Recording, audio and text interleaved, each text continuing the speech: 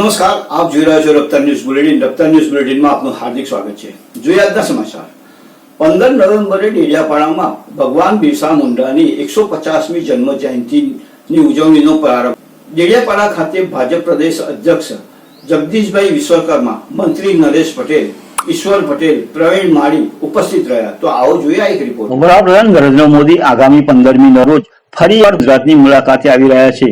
તેઓના ડેડિયાપાડા ખાતે આદિવાસીઓના ભગવાન ગણાતા બિરસા મુંડાની 150મી જન્મ જયંતિની ભવ્ય ઉજવણીનો રાષ્ટ્રીય કક્ષાનો પ્રારંભ કરાવશે. પ્રદેશ પ્રમુખ જગદીશભાઈ વિશ્વકર્માએ આ અંગે માહિતી આપતા જણાવ્યું હતું કે વડાપ્રધાન હંમેશા આદિવાસીઓ સમાજના ઉત્થાન અને કાર્યરત રહ્યા છે.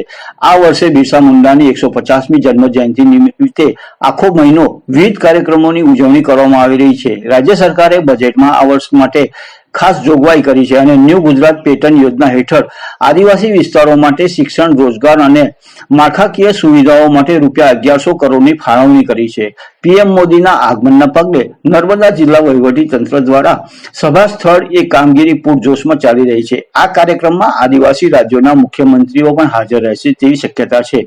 15મી નવેમ્બરે પીએમ મોદી ડેડિયાપાડા ખાતે આવી રહ્યા છે ત્યારે આવવાનું કારણ આદિવાસીઓના ભગવાન ગણાતા બિરસા મુંડાની 150મી જન્મ જયંતિની ઉજવાઈ રહી છે.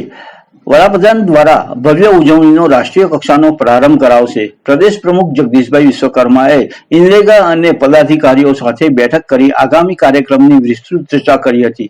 સ્થળ મુલાકાત કરી વ્યવસ્થાનો તાગ મેળવ્યો હતો. સાથે તમામ કાર્યકર્તાઓને દેશમાં પ્રથમ વખત આ ઐતિહાસિક પળની સાક્ષી બનવા અનુરોધ કર્યો હતો. પ્રદેશ અધ્યક્ષ જગદીશ વિશ્વકર્માની આ મુલાકાત દરમિયાન આદિજાતિ મંત્રી નરેશભાઈ પટેલ, પ્રભારી ઈશ્વરભાઈ પટેલ, સાંસદ મનસુખભાઈ વસાવા, ડોક્ટર દર્શનાબેન દેશમુખ તથા જિલ્લા અધ્યક્ષ નીલ રાવ અને પૂર્વ મંત્રીઓ અને કાર્યકર્તાઓ હાજર રહ્યા હતા.